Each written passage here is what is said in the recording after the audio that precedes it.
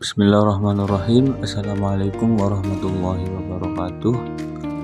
Di sini saya Adin Ihsan Syakbana dengan NIM 2441 1040 2099. Saya dari kelas 2 PAIC. Insya Allah akan menjelaskan tentang kondisi masyarakat Arab pra-Islam, baik dari kondisi sosial maupun kondisi ekonomi Arab masyarakat pra-Islam. Baik, kita mulai dengan kondisi masyarakat Arab pra-Islam. Masyarakat Arab pra-Islam disebut sebagai masyarakat jahiliyah, namun mereka telah memiliki sistem sosial yang kompleks seperti struktur kabilah, tradisi sastra lisan, dan penghargaan terhadap silsilah. Tradisi baca tulis belum meluas, tetapi kemampuan bersyair sangat dihargai. Dengan adanya syair menjadi media untuk merekam sejarah dan membanggakan kabilah. Dua bentuk historiografi lisan yang dikenal adalah al-ayyam dan al-ansab. Dalam hal kepercayaan, masyarakat menyembah berhala dengan Ka'bah menjadi pusat pemujaan. Dan apa sih yang dimaksud tradisi lisan dan historiografi?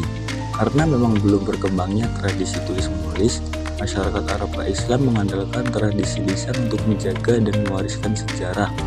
Dua bentuk utama historiografi lisan saat itu adalah al-ayyam dan al-ansab. Al-ayyam adalah syair yang menggambarkan peristiwa-peristiwa penting seperti peperangan antar kabilah. Biasanya dinamai berdasarkan tempat, tokoh, ataupun sebab terjadinya perang. Tradisi ini digunakan untuk membanggakan suku dan mempertahankan identitas. Sementara itu, al-ansab adalah syair tentang silsilah dan keturunan yang dijaga secara turun-temurun untuk menjaga kemurnian garis keturunan.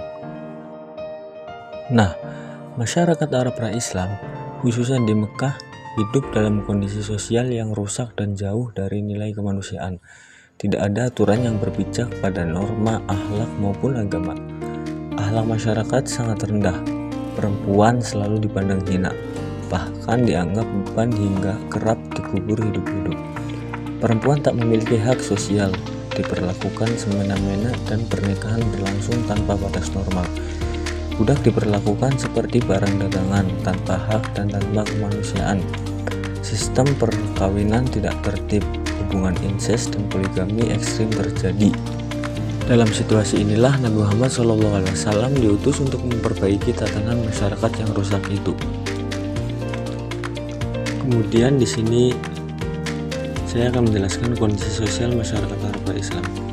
Situasi sosial keagamaan masyarakat Arab pra-Islam sebelum kedatangan agama Islam itu ada banyak agama di Arab, termasuk yaitu Yahudi dan Kristen. Bahkan selama periode jahiliyah, mayoritas penduduk Jazirah Arab menyembah berhala. Sementara sebagian kecil dari mereka adalah orang Yahudi di Yasrib, Kristen Najran di Arab Selatan, dan beberapa di Mekah yang beragama Hanif. Agama pagan pertama kali didirikan oleh Amru bin Luhai dari Syam ke Mekah dan diakui sebagai agama baru oleh Bani Huza'ah, keturunan Amru yang bertanggung jawab atas Ka'bah pada saat itu. Agama pagan ini kemudian berkembang pesat sehingga menjadi agama mayoritas penduduk kota Mekah. Mekah merupakan tempat Ka'bah yang menjadi pusat kegiatan keagamaan.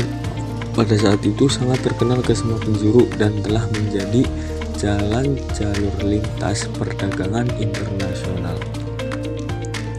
Keberagaman agama dan ketegangan sosial.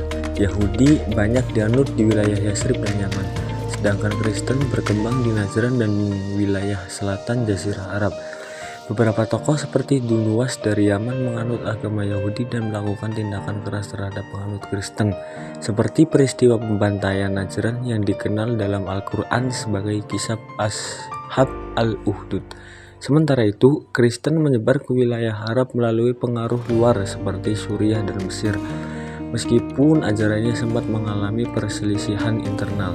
Di antara agama-agama besar tersebut, muncul pula kelompok Hanif yang mencari ajaran tauhid murni dari Nabi Ibrahim. Tanpa mengikuti Yahudi maupun Kristen, meskipun tidak banyak, penganut Hanif tersebar di wilayah Hijaz, terutama di Mekah, Yasrib, dan Taif, dan dianggap sebagai cikal bakal keimanan yang mendekati Islam. Kemudian Kondisi ekonomi masyarakat Arab pra-Islam. Sebelum Islam datang, memang masyarakat Arab telah memiliki sistem perekonomian yang cukup kompleks, terutama dalam bidang perdagangan dan pertanian. Meskipun masa itu disebut sebagai zaman jahiliyah, aktivitas ekonomi sudah sangat berkembang, bahkan banyak melakukan praktik riba dalam transaksi pinjam-meminjam. Perdagangan menjadi kegiatan utama masyarakat baik antar sesama Arab maupun dengan bangsa-bangsa luar seperti India, Persia, Afrika hingga Cina. Jalur perdagangan internasional melewati kota Mekah yang selain menjadi pusat keagamaan karena Ka'bah, juga menjadi pusat perniagaan karena letaknya strategis. Masyarakat Quraisy menjadi pelaku ekonomi utama yang menguasai berbagai bentuk usaha dagang dan keuangan, termasuk sistem syirkah maupun mudharabah. Kemudian apa sih yang ada pada perdagangan komoditas maupun alat tukar yang berada di Arab sana? Arab pra-Islam mengekspor barang-barang seperti dupa, kemenyan, kulit binatang, anggur maupun bisnis, serta mengimpor berbagai produk mewah seperti sutra, rempah-rempah, gading, dan logam mulia. Pasar Ukas menjadi pusat transaksi yang penting, sekaligus tempat perlombaan puisi dan pertukaran budaya. Masyarakat Mekah berperan besar dalam aktivitas ekonomi ini, baik sebagai pemodal, pedagang, maupun penyedia jasa keamanan bagi para hafilah.